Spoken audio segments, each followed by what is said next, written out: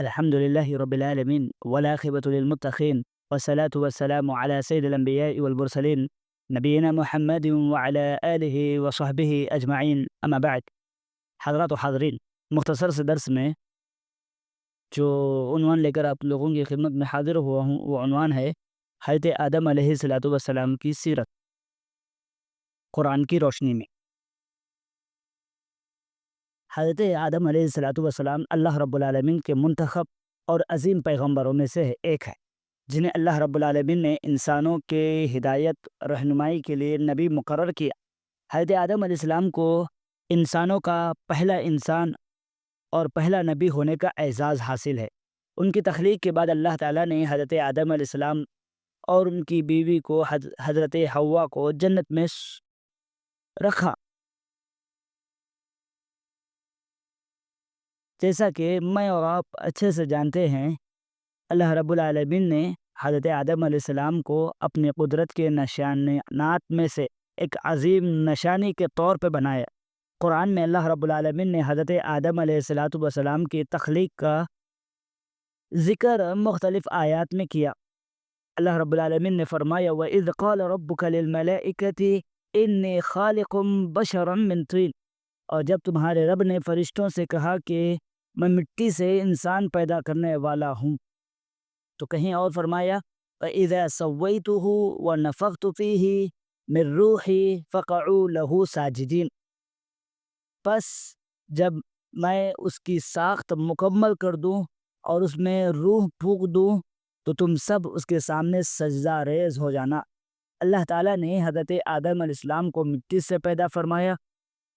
پھر ان میں روح پھونکی، پھر اللہ رب العالمین نے حضرت آدم علیہ السلام کو جنت میں رہائش دی اور ان کی رہنمائی کے لیے احکامات دیے۔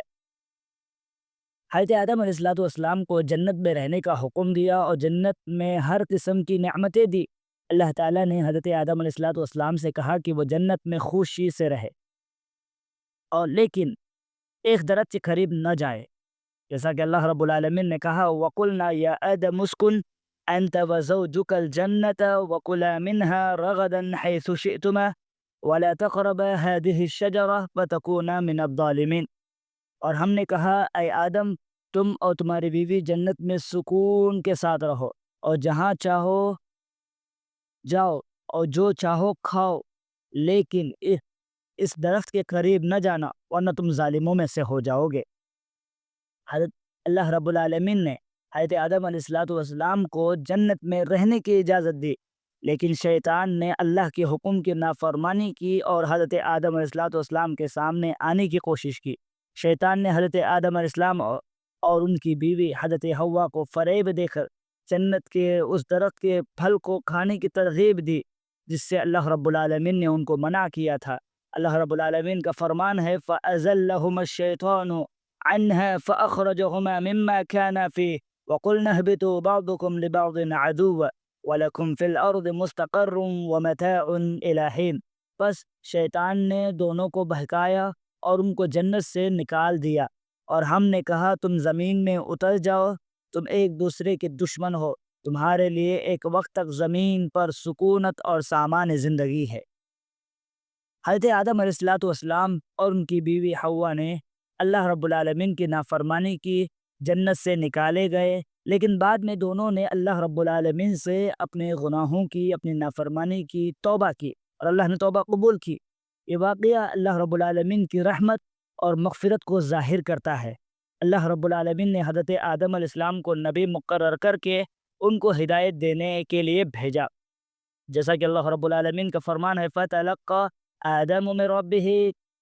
كَلِمَاتٍ فَتَابَ عَلَيْهِ إِنَّهُ هُوَ التَّوَّابُ الرَّحِيمُ، پس آدم علیہ السلام نے اپنے رب سے کچھ باتیں توبہ کی دعائیں سیکھی، پھر اللہ رب العالمین نے ان کی توبہ قبول کی، بے شک وہ بڑا توبہ قبول کرنے والا اور مہربان ہے۔ حضرت آدم علیہ السلام اللہ رب العالمین کے حکم سے زمین پر اتر گئے اور زمین پر زندگی گزارنے کا اللہ رب العالمین نے ان کو حکم دیا۔ اللہ رب العالمین نے حضرت آدم علیہ السلام کو ہدایت دینے کے لیے نبی مقرر کیا تاکہ وہ انسانوں کو اللہ رب العالمین کے راستے کی طرف رہنمائی کرے، جیسا کہ اللہ رب العالمین کا فرمان ہے قَالَ اهْبِطُوا مِنْهَا جَمِيعًا فَإِمَّا يَأْتِيَنَّكُم مِّنِّي هُدًى فَمَن تَبِعَ هُدَايَ فَلَا خَوْفٌ عَلَيْهِمْ وَلَا هُمْ يَحْزَنُونَ کہ اللہ رب العالمین نے فرمایا تم سب یہاں سے اتر جاؤ، پھر جب تمہارے پاس میری طرف سے ہدایت پہنچے تو جو شخص میری ہدایت کی پیروی کرے گا نہ اس پر کوئی خوف ہوگا نہ غمگین ہوں گے۔ اب اخیر میں حضرت آدم علیہ السلام کے سیرت سے جو مجھے اور آپ کو سبق ملتا ہے وہ یہ ہے کہ سب سے پہلے حضرت آدم علیہ السلام کی زندگی جو سب سے پہلا سبق ملتا ہے وہ یہ کہ اللہ کی رضا کے لیے اس کی ہدایت کو ماننا ضروری ہے۔ دوسرا جو سبق ملتا ہے توبہ اور اللہ رب العالمین کی مغفرت کا دروازہ ہمیشہ کھلا رہتا ہے۔ تیسرا یہ کہ شیطان سے بچنے کے لیے اللہ کی ہدایت اور اللہ کے حکم کی پیروی کرنا ضروری ہے۔ چوتھا یہ کہ اللہ رب العالمین کے راستے پر چلنے سے انسان کو سکون اور کامیابی حاصل ہوتی ہے۔ حضرت آدم علیہ السلام کی سیرت ہم سب کو اللہ رب العالمین کی ہدایت پر چلنے، اس کے حکموں پر عمل کرنے، اس کے حکموں کی پیروی کرنے کی ترغیب دیتی ہے۔ آخر میں اللہ رب العالمین سے دعا ہے رب العالمین مجھے اور آپ کو جو سیرت کے واقعات میں نے قرآن کی روشنی میں ذکر کیے ہیں اللہ مجھے بھی عمل کرنے کی توفیق دے، آپ لوگوں کو بھی توفیق دے۔